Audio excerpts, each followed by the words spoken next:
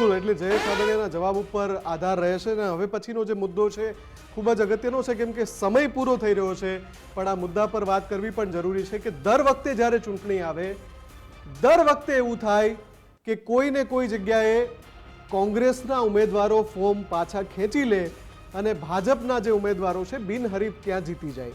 આ વખતે પણ એવું થયું છે અને આવું એટલા માટે કહું છું કે હમણાં જે લોકસભા ચૂંટણી ગઈ એમાં જોયું હતું કે સુરત જેવી બેઠક કે જેના ઉપર એ કોઈ નાની સૂની બેઠક નથી, સુરત જેવી બેઠક કે જેના ઉપર કોંગ્રેસનું જે આખું ત્યાંનું સ્થાનિક સંગઠન છે એ ઘણા બધા દાવા કરતું હતું અને એ જ બેઠક પર કોંગ્રેસના ઉમેદવારે ફોર્મ પાછું ખેંચી લીધું. નાટ્યાત્મક રીતે લોકસભા બેઠક બિનહરીફ થઈ જાય, આખી લોકસભા બેઠક બિનહરીફ થઈ ગઈ અને ત્યારે જે સવાલો પૂછાયા હતા કોંગ્રેસ સંગઠનને, ત્યારે જે સવાલો પૂછાયા હતા કે તમે શું કરો છો, લોકસભા બેઠક બિનહરીફ થઈ જાય, એમાંથી પણ બોધપાઠ ન લીધો અને હવે નગરપાલિકા અને મહાનગરપાલિકાની ચૂંટણીમાં પણ એ થઈ રહ્યું છે. ભાજપમાં વિખવાદ છે એવું અમે ઘણીવાર બતાવ્યું છે, પણ એ ટિકિટ લેવા માટેની પડાપડી છે. પણ કોંગ્રેસમાં જ્યારે કોઈ વિખવાદ નથી, ટિકિટ બધાની વહેંચણી બરાબર થઈ જાય છે, તો પછી તમે એ પારખી નથી શકતા કે તમારો કયો ઉમેદવાર કયા સંજોગોમાં ટિકિટ પાછી ફોર્મ પાછું ખેંચી લેવાનો છે નથી કોંગ્રેસને. ફોર્મ પાછું કયા સંજોગોમાં, એમાં વેચાવાની વાત પણ હોઈ શકે છે, પણ કયા સંજોગોમાં ફોર્મ પાછું ખેંચી લે છે કે આખી કોંગ્રેસને નીચા જોણું થાય છે.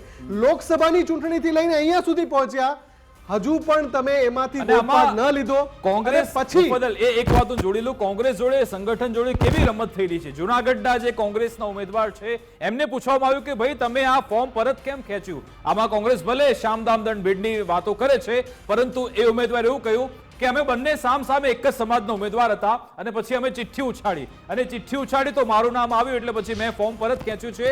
આવા હાસ્યાસ્પદ દાવા પણ કોંગ્રેસના ઉમેદવાર કરી રહ્યા છે. આમાં જૂનાગઢમાં 8 બેઠક બિનહરીફ થઈ જાય, માંગરોળની 4 બેઠક બિનહરીફ થઈ જાય, વલસાડની ધરમપુર નગરપાલિકાની 4 બેઠકો ઉમેદવારો ગાયબ, 4 બેઠકો બિનહરીફ થવાના સંજોગો છે. એક ઉમેદવારે તો ફોર્મ પરત પણ ખેંચી લીધું છે. આ બધી જ બેઠકો જ્યાં હું નામ બોલ્યો, જૂનાગઢ, માંગરોળ, જૂનાગઢની તાલુકા પંચાયતની એક પલાસવા બેઠક છે, ત્યાં પણ કોંગ્રેસના ઉમેદવારે ફોર્મ પરત ખેંચ્યું, વલસાડના ધરમપુરમાં પણ એક ફોર્મ પરત ખેંચાયું.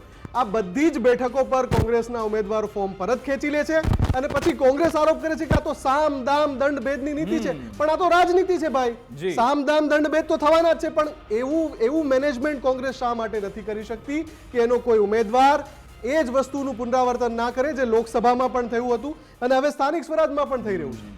બિલકુલ, એટલે ભાજપમાં જે ઉપરથી ઓર્ડર આવે છે નીચે સુધી તેનો જે રીતે અમલ કરવામાં આવે છે એવું કોંગ્રેસે કરવાની જરૂર છે ને પોતાના સાચા ઉમેદવારોને પણ પારખવાની જરૂર છે, કારણ કે લોકશાહીમાં વિપક્ષનો અવાજ પણ એટલો મજબૂત હોવો જરૂરી છે.